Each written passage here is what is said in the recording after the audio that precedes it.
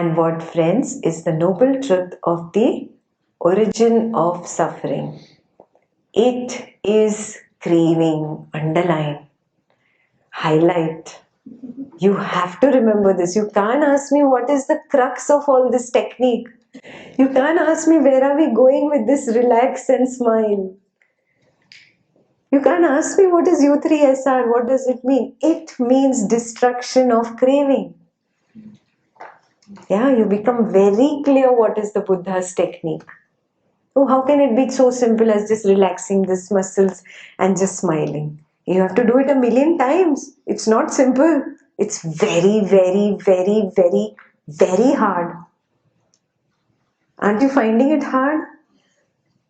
Yeah, some of you came, my jaw is hurting. Can I not smile? I said, yeah, as long as inside your heart is smiling and your mind is smiling, it's okay if here you're not smiling. It is hard. It's not easy.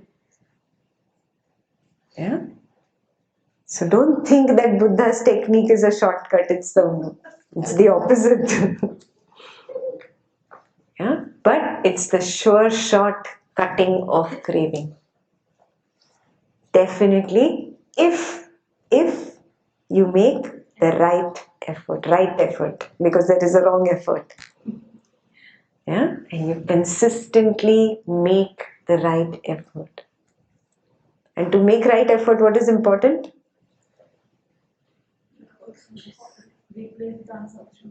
Yeah, that is the right effort. To do the right effort, what is prerequisite? I should be interested in myself. If I'm not interested only in myself, I'm okay with wallowing in the pus of suffering of life, continue.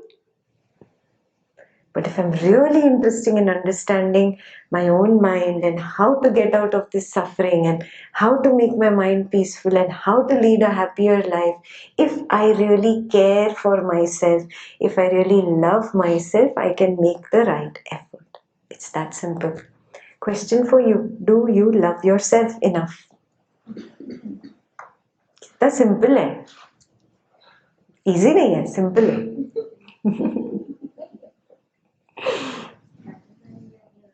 Huh? That is why we are here. Good. It is craving which brings renewal of being. Renewal of being means coming back into body again.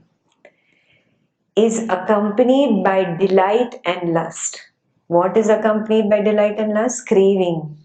You like craving. Have you noticed it? You like that feeling of craving for something or someone or some situation. It feels good. Some people crave for analysis. Analysis feels good. Recognize that is also craving. Yeah? So, there is delight and lust in craving. And delights in this and that. That is craving for sensual pleasures. Craving for being and craving for non-being. There are three kinds of craving. One, craving for sensual pleasures. What is sensual pleasures? Five senses. Yeah. All the five senses. Craving for being means to be, to exist. I am. You have this craving to exist. Then what is craving for non-being? Perfect. You have this craving for liberation also, and you have a craving to be also. Can you see these conflicting cravings you have? You're a joker, really. That's why you're sitting here. Because you have these two conflicting cravings. At least the ignorant people don't have this craving for non-being. They're happy being. That is why we suffer more. People thought and talk. They wanted that. See, opposite kind of cravings clashing into each other. Yeah. One has to win. Who decides which one wins? I decide. How? By right effort. Yeah. So the last thing which will drop in you, what will it be? What does that mean here? Craving for being will be the last craving that will drop.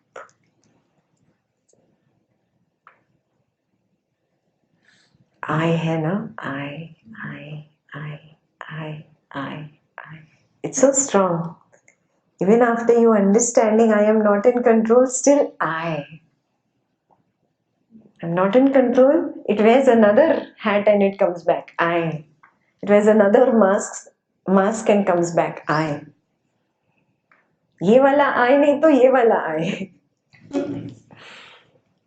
Yeah? Start recognizing this within you. Yeah? And in quieter mind, it will get easier to recognize the I.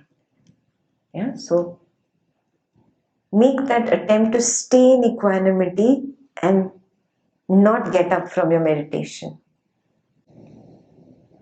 Yeah, that no pain, no pleasure is the doorway into that quiet mind. That's where you give up actually all the time. You like your pleasure, you like joy wala feeling, you feel so tranquil, wow. And the moment it comes to no pain, no pleasure, kuch nahi ho raha, nothing is happening. Okay, it's over, show is over. And it was not a show. That was just a trailer. Picture abhi baki hai. You get up in the middle and you walk out. Yes? From tomorrow, sit as long as you can.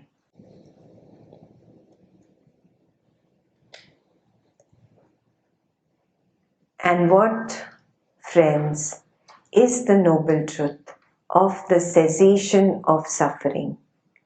It is the remainderless fading away and ceasing, giving up, relinquishing, letting go, and rejecting of that same craving. This is called the noble truth of the cessation of suffering. How did you see your craving fading away? Melted after we did the relaxation. Perfect. Every time you do that relax, you see it fade away. It just fades away, huh? But it's a joker. It wears another hat and comes back in some time. Yeah, because one more leaf has sprouted from that sapling. It comes back. Again you relax, again it fades away. That is why the relaxing of the meninges and smiling is very important. 1,000,000 times in 1 hour. So if you're sitting 10 hours, how many times in a day? 10 million times. Have you done that 10 million times today? And then you're not putting in the right effort. Relaxing is very important. Are you understanding the importance of a relaxation technique over a concentration technique now? Yeah, so relax, relax, relax. Substitute the unwholesome with the wholesome. The unwholesome fades away automatically. Clear? Whatever you're explaining is already explained in the basic aspect, but nothing has been explained in this detail. All of us said was we need to relax. Meditation is relaxation. But how? How? What is relaxation? Break it down. That was not given. The breaking down of things is what he has done. And that's why you don't like the suttas, you run away from them. Because it's so detailed, broken down, so specific. Yeah, one part of you doesn't like them, one part of you loves the suttas. Are you seeing your love-hate relationship with this book? We have actually served it in a plate, Yeah. in a dinner table for us with a knife and fork. A cow, please. Eat. Okay. And what, friends, is the noble truth of the way leading to the cessation of suffering? It is just this noble eightfold path, that is right view, right intention, right speech, right action, right livelihood, right effort, right mindfulness, and right collectedness. Very important.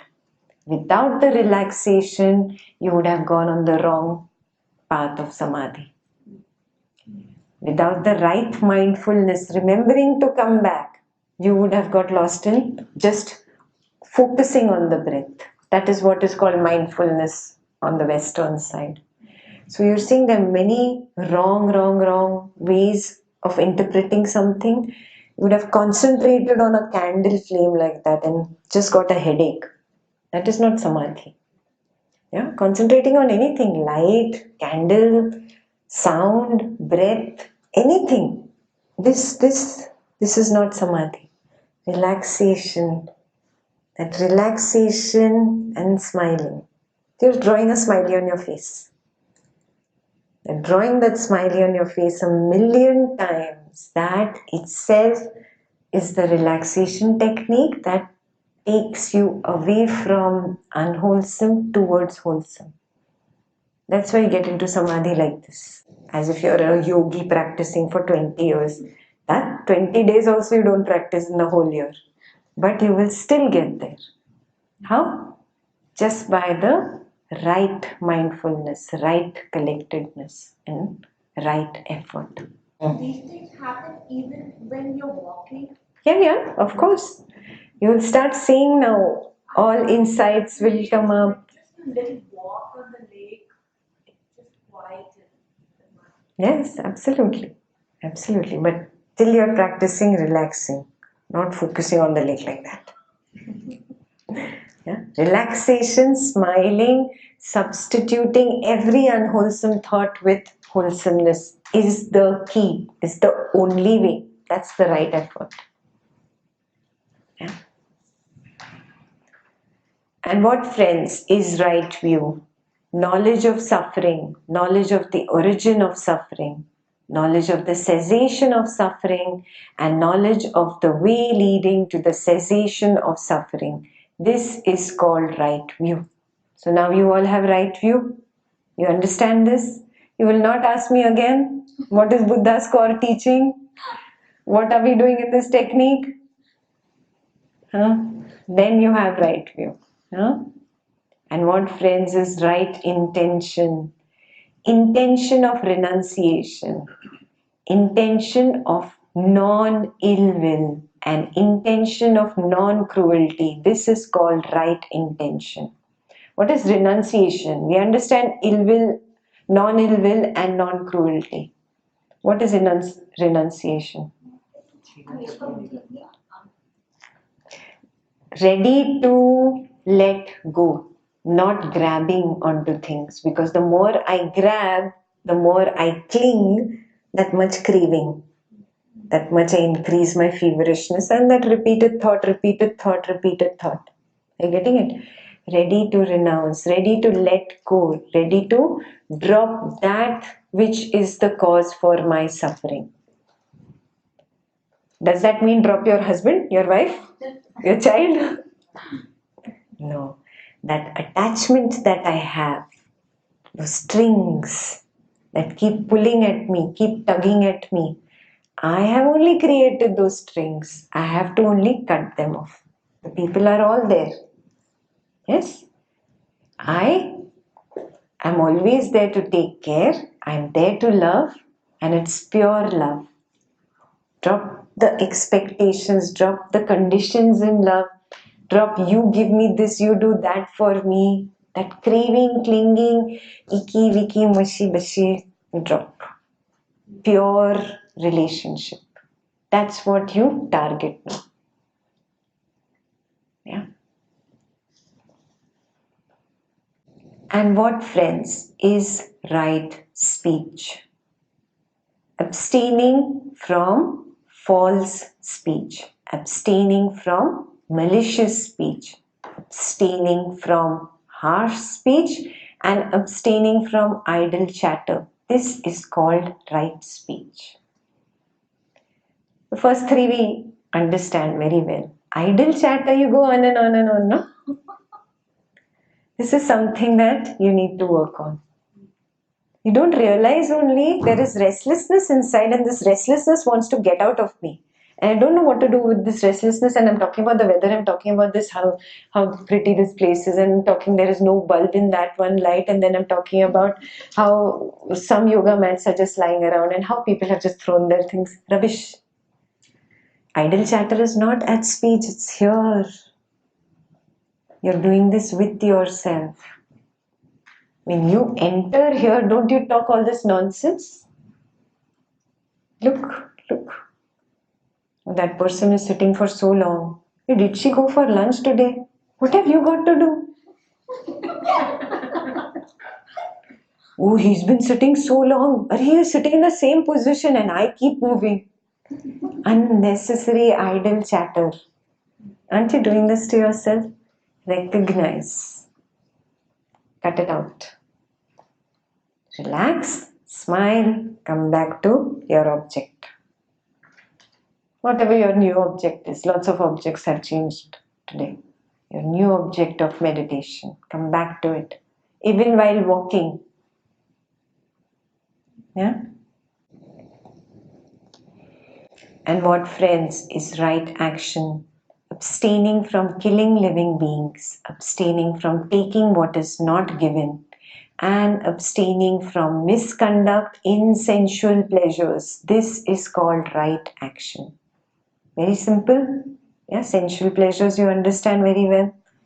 Yeah, you have to draw the line with your phone. The moment I hand over the phone to you, what happens on Sunday? See how that feverishness comes up even with the thought of getting the phone. Did you feel it? A little tanha came up. Yes. Finally, I felt it. Congratulations.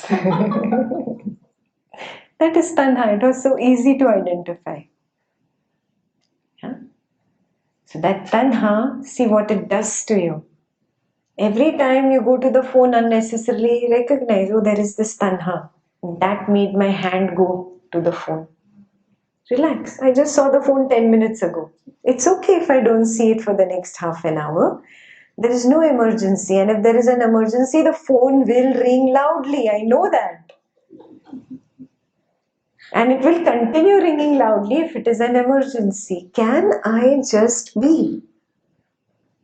You set up your time that only once every hour I pick up, check messages or email or whatever, and I keep it. Or I check only once every 2 hours. You decide your timeline depending on if it's a personal phone or an office phone or whatever.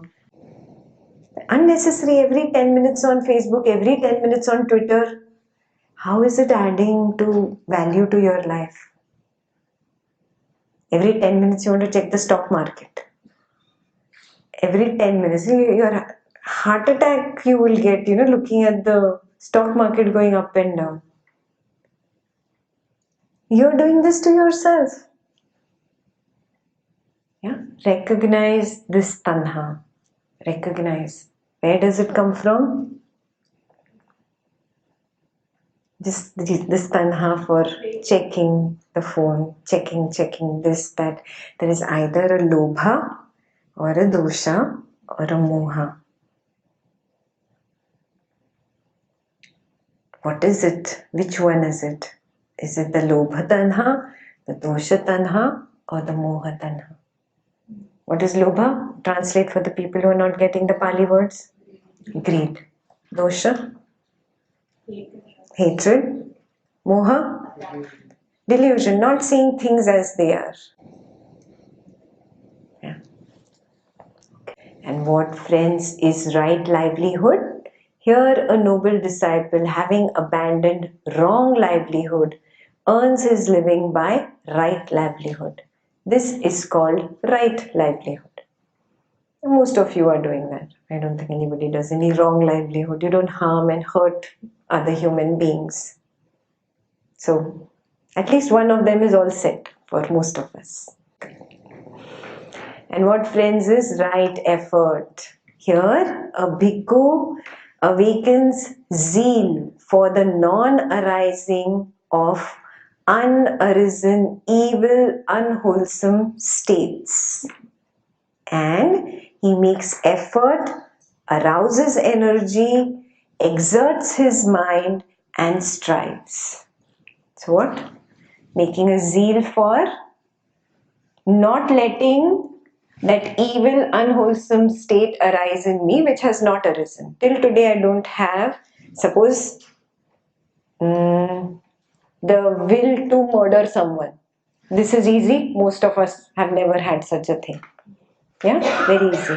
So you've never had the will to murder someone or kill someone. Yeah.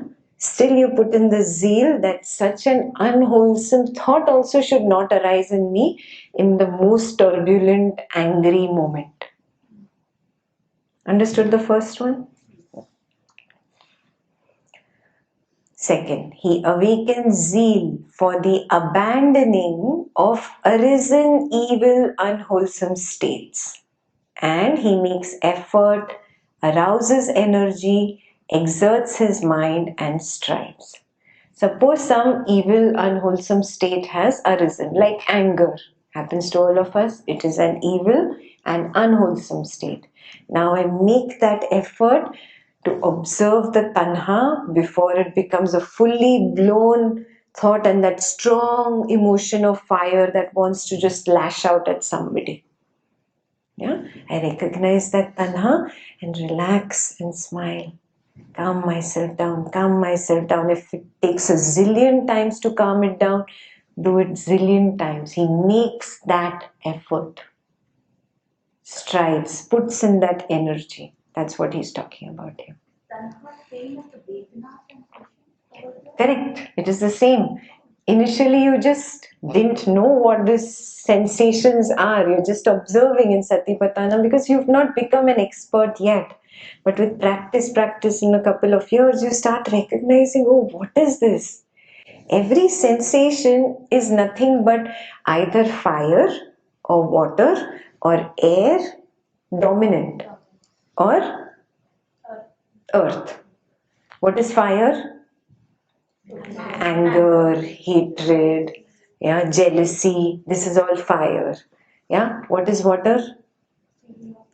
Yeah, the flowing feeling. Some of you are going into very nice, soft feeling when you're doing your meditation. This water element is predominant. Yeah. What is earth element? Very heavy, very sad, very in lot of grief, despair. Cannot meditate, feeling very, very, sluggish, lazy. This is earth element. What is air element? Those who wanted to run away. Your air element was dominant yesterday. Today it's gone. For everyone. Everyone. Yeah. So these are just those sensations coming up. Elements everywhere. When I'm a beginner in meditation, I don't understand what they are. But you're taught, don't react. Be equanimous. Observe and don't react. Be equanimous. Slowly, when you practice for some time, you start recognizing, oh, what this is. Then when you start reading, then you understand, this is what he's talking about. Get it? There has to be stages in your understanding. Everything given at the word go on the first day would be too much to handle. That's why it's done stepwise. And this understanding also is not very easy, no? Some of you have still not understood Tanha and still not recognized it even after talking so much, right? It takes its time. It takes sensitivity and it takes sharpness of awareness. One of the two is lacking. You chisel your awareness, sensitivity will increase anyways, but sensitivity increases also by wholesomeness. When you're too unwholesome, very hard, lots of sorrow, grief, hatred, anger, you're not sensitive. Have you noticed? You're very hard inside. So sensitivity and sharpness of awareness is required to recognize these subtle things that we are now discussing. Yeah. So check, okay, is this lacking in me? No need to beat myself up. I just know now this is lacking. Now I have to work on this. At least I know what I have to work on. Some people don't even know what they have to work on. Yeah, they're totally lost. At least I am not lost. I know these are the two things I need to work on, and let me figure out what to do about it. You can't figure out? We'll talk tomorrow. Yeah? Don't worry. I'll get you there. Yeah? So relax. Just focus on wholesomeness. Very, very clear?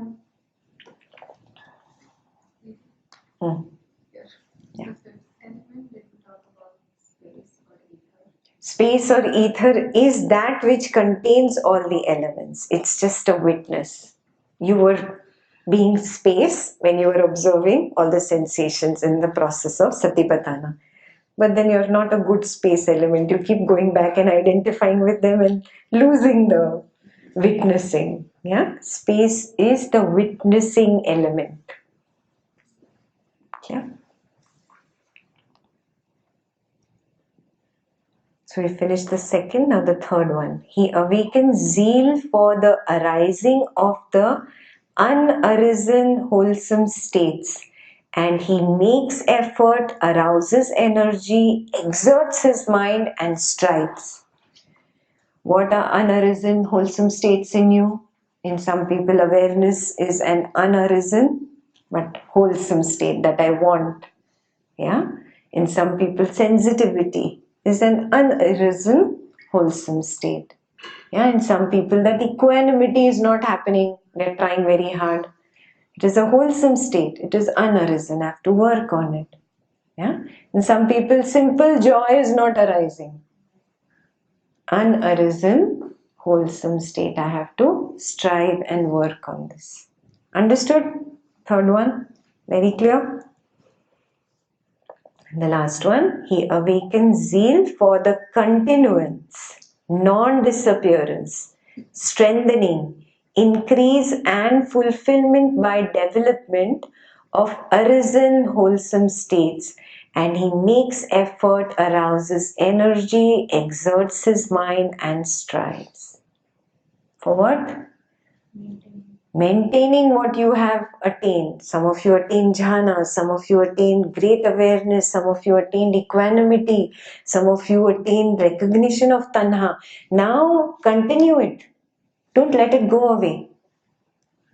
He strives, he exerts, he really arouses the energy to maintain that which he has now attained.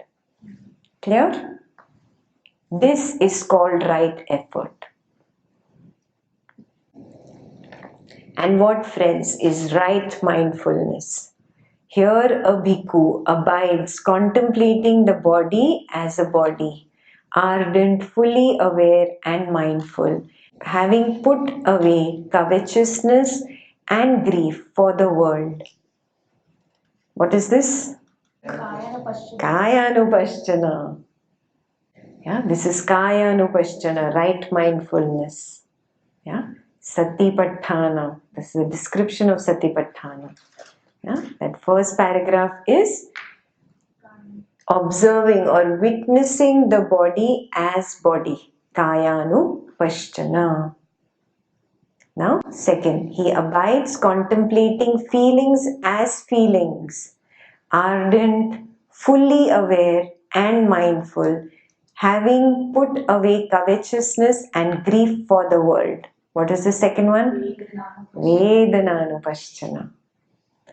Yeah.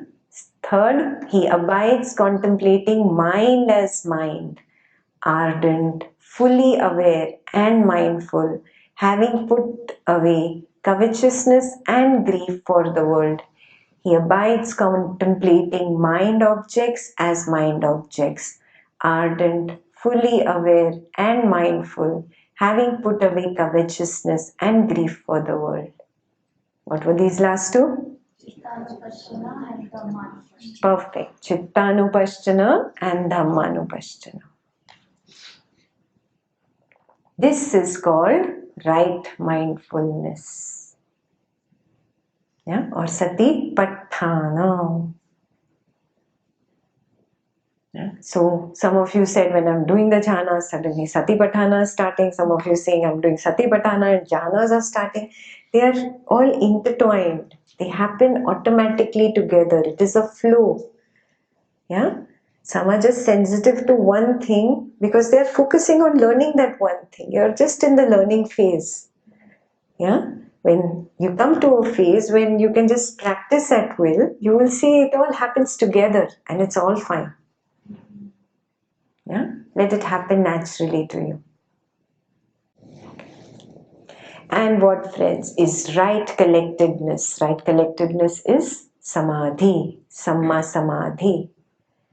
Here, quite secluded from sensual pleasures, secluded from unwholesome states, a bhikkhu enters upon and abides in the first jhana, which is accompanied by applied and sustained thought, with rapture and pleasure born of seclusion. First jhana is where you experience very soft and tingling, happy feeling in the body. It's an excitement in the body. Yeah? You experience it when somebody gives you a birthday surprise. That wala feeling, remember?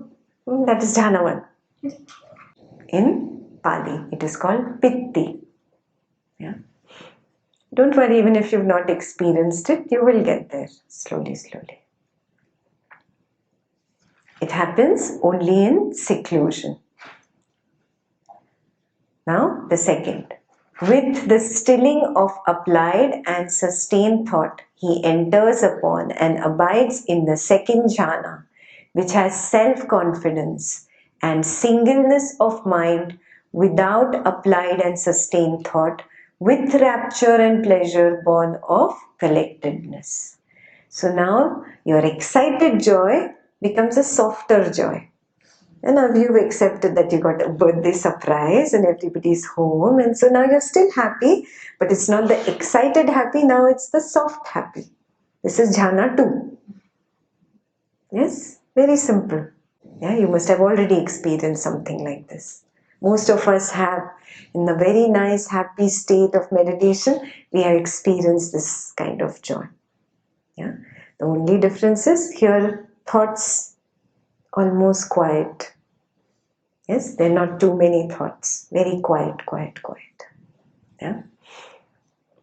And singleness of mind and self-confidence. The confidence came from attaining the first jhana. I can do this. I know this. This is so simple. Yeah. No, sukha. For jhana to sukha. With the fading away as well of rapture, he abides in equanimity and mindful and fully aware. Still feeling pleasure with the body, he enters upon and abides in the third jhana, on account of which noble ones announce, he has a pleasant abiding who has equanimity and is mindful. So in the third jhana, you're very tranquil, but not fully equanimous yet. Equanimity has started, and there is pleasantness also. So remember the tranquility I talk about? You're very tranquil. That is third jhana. Yeah? As if when you've gone to the doctor, dentist, and he's given you that injection, yeah, the anesthesia, and how you become very subdued. But you're happy. You can't even feel any pain. Yeah? That subdued mind, quiet kind of mind, that is a tranquil feeling. Yeah? Equanimity has started coming in but is not completed. It's not the culmination of equanimity yet. With the abandoning of pleasure and pain, and with the previous disappearance of joy and grief, he enters upon and abides in the fourth jhana, which has neither pain nor pleasure, and purity of mindfulness due to equanimity. This is called right collectedness. Yeah? You will say, oh, these are only 4 jhanas. Yeah? That's because the fourth jhana again has sub-jhanas. Yeah? The base of infinite space, the base of infinite consciousness, the base of nothingness, and the base of perception and non-perception. We did it in yesterday's sutta. Yeah. Some suttas, he's elaborated it. Some suttas, shortcut, okay, understand. The last 4 are included in this 4th. Yeah. That this 4th is Upekha, equanimity. Upekha. This is called the noble truth of the way leading to the cessation of suffering.